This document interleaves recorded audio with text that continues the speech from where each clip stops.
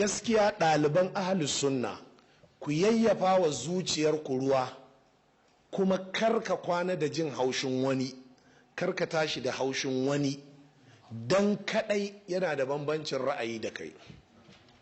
al-imam al-allamatul ghumari abul faid wanda ya masalikud dilala sharhin risala babban malamin hadisi ne a wannan zamanin, amma dariƙa yake bi, aqidar ash'ariyya yake bi.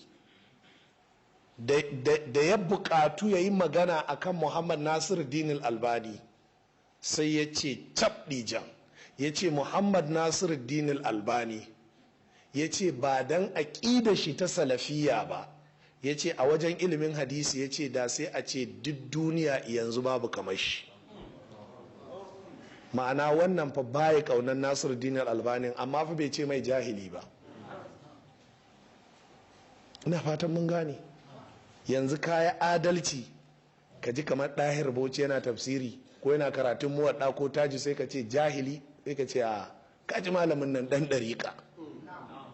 Adalci kenan wurin malaman salaf. Karanta sayarwa alamin nubala ka ji zahabi ya ce wannan babban malami ne sai dai sufi ne, ya ce wannan babban likita ne ba ma guji. Ma'ana a siffanta mutum da abin da ke tattare da shi, amma saboda ba kungiyar kuɗai ba sai ka ce bayi da karatu.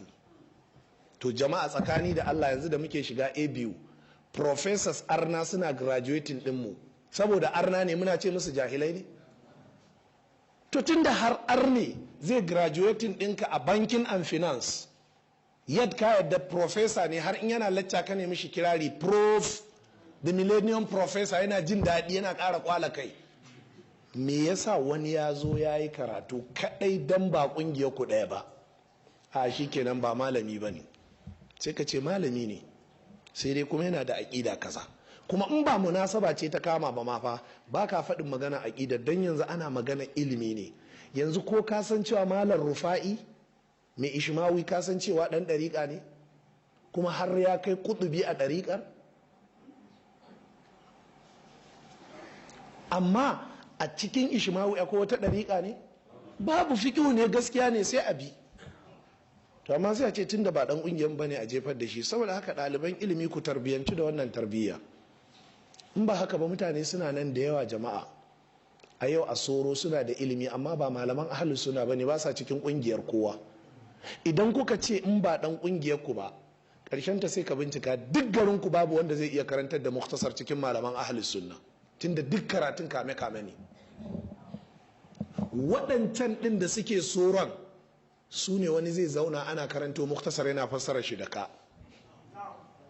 To shi kenan kuma an ce maka naku ne kawai malamai, waɗanda ba naku ba malamai ba ne, kuma nakun ba wanda zai iya karantar da muktasar.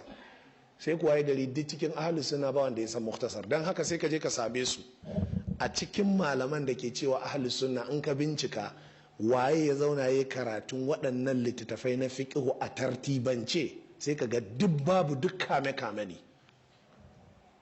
To matasa an kuka sake kuka taso haka yanzu, za ku zo ku girma ba ku san komai game da manhajiyar da kuke kai ba, ba ku san alƙiblar da ƙasar ku take kai ba, na haka sai ka zo ka girma ka samu kanka a cikin ruɗani.